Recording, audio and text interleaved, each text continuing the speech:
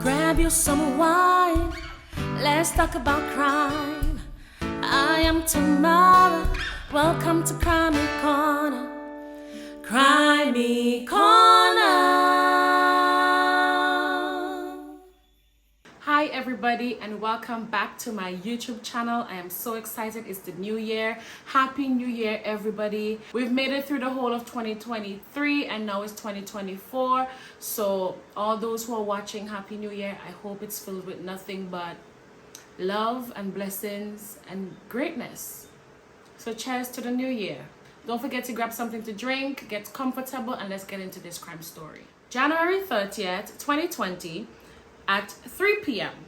Shots rang out at the St. Martin Secondary School. The body of 44 years old Ariana Taylor was found with bullet wounds across her body. She was then rushed to the hospital where she unfortunately died as a result of her injuries. So now the news of her death, it started circling around and everybody was wondering like, who did it and why? Ariana Taylor migrated to St. Vincent and the Grenadines from Cuba where she was born and raised. And when she came to St. Vincent, she began working as a nurse at the Milton Cato Hospital. And later on, she married Mitchell Mitch Israel. And they had 2 sons together. On the morning of January 30th, Ariana got up and went to iron some clothes. Mitch asked if she was working that day and she did not respond. He then tried to get her attention by asking her to dance, and to this, she did not respond. He followed her up the stairs and asked that no lunch be prepared for him that day. She responded by saying, "Let the rats you have down the road prepare lunch for you." By rats, she was referring to the woman she thought that he was sleeping with and bringing into their home. He dropped the children off to school and then he took the vehicle to the mechanic, and about 2:20 when he was finished, he decided that he was not going back to work but instead he would pick up his children from school. So him and his other son decided that they would meet at the other son's school, which is the St. Martin Secondary School. When Mitch drove into the schoolyard, he saw his wife standing on the grass, and when she saw the vehicle, she began walking towards the vehicle. Then she got to about 5 feet and she stopped and she was on the phone speaking to someone. He went to her and he asked if she did not work that day, and guess what? She responded with nothing, as she did all morning. She did not respond. He went back to the vehicle, turned the engine off, and then he rested his hand on his wife and he told her that they needed to talk.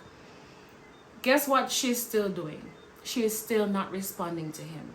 And you know, I feel like she's giving him the silent treatment. Like she was very, very upset about something that has not been resolved properly, and she is not trying to talk to him until she is probably satisfied or he does the right thing or approach her the way she wants to be approached.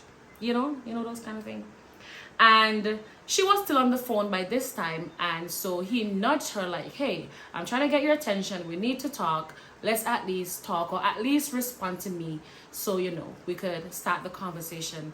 And she was still not responding and still giving him the silent treatment. So when he nudged her, she took the phone and she hit him with it. Still trying to get her attention, she made a second attempt to hit him with the phone, but this time when she tried to hit him with the phone, he grabbed her hand and they began to push and pull.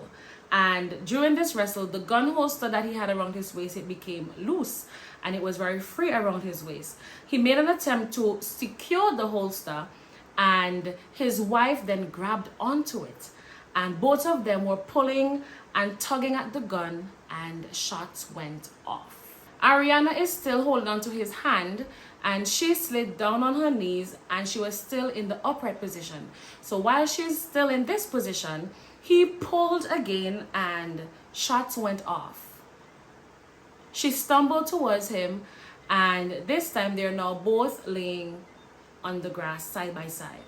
While all this is happening, their son is in the classroom and he is unaware that his dad had just shot his mother. And that is like so sad.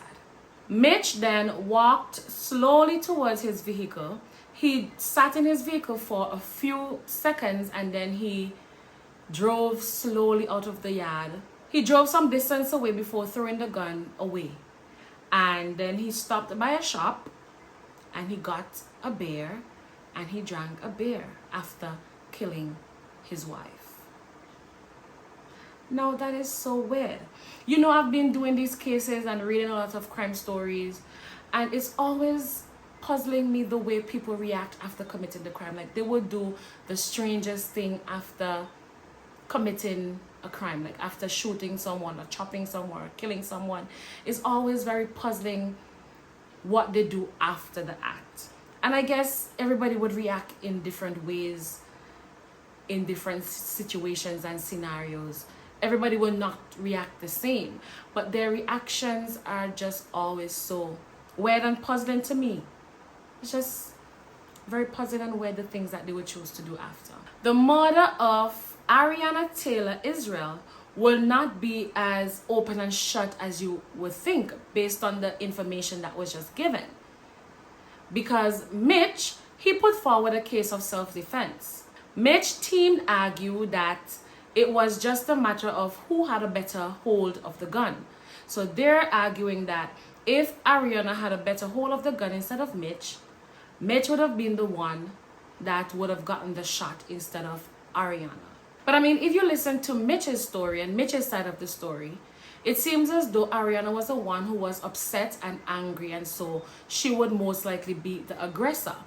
And Mitch came off like the one who was, you know, trying to make amends with his wife and trying to talk things out and trying to mend things and make things better.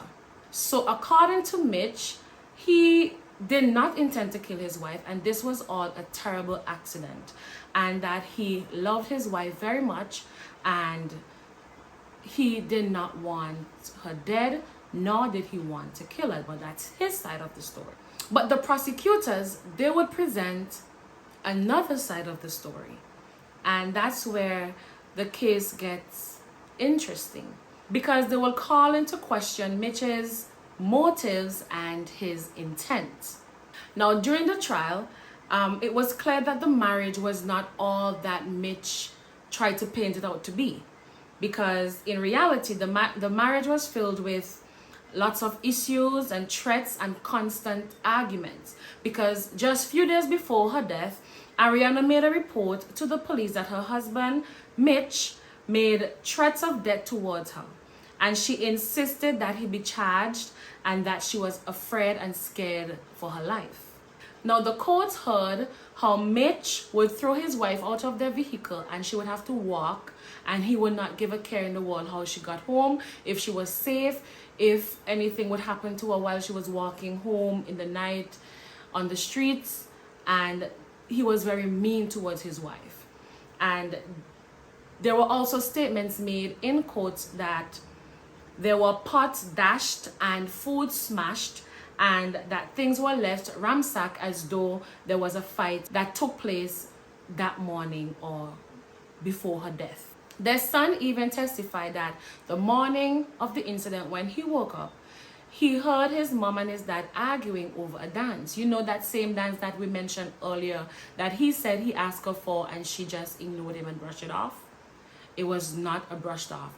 They argued. Their son heard his mom and his dad arguing. Witnesses were called during the trial, and one witness claimed that Mitch told him that he gave his wife 6 shots and that he would hear about him in the news.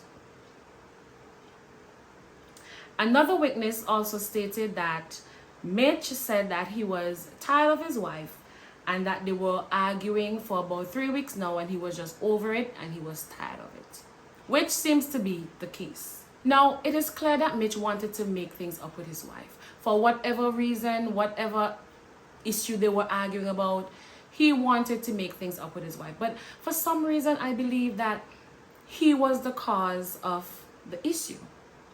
And most times, from just my knowledge, most times when couples argue and fight and, you know, men are abusive and they hit and make threats towards their wife, the next step is for them to apologize and try to make up. And this time, she was not having it. She was probably tired and fed up and didn't want to just make up easily as she probably had done many times before. That's just my opinion and what I think. And I think that Mitch, he got frustrated and angry and tired of trying to make up with his wife, and she was not responding to his methods.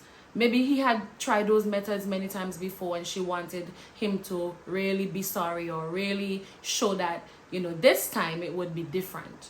And she was just not responding to the way he was trying to get her attention. And he was just frustrated with it and he was over it.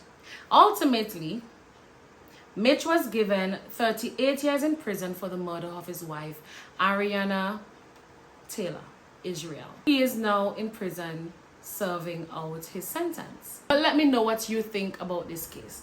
Do you think that this was a case of self-defense as his lawyers tried to put forward? Do you think that if she had a better hold of the gun, or if she held on to the gun in a better way, he would have been the one who would have been injured and possibly dead? Do you think that it was an accident and things just got out of control and it just happened? She got shot and she died as a result of her injuries. I don't know. You let me know what you think and we'll discuss it in the comment section below. Thank you for watching and see you in the next one. Bye.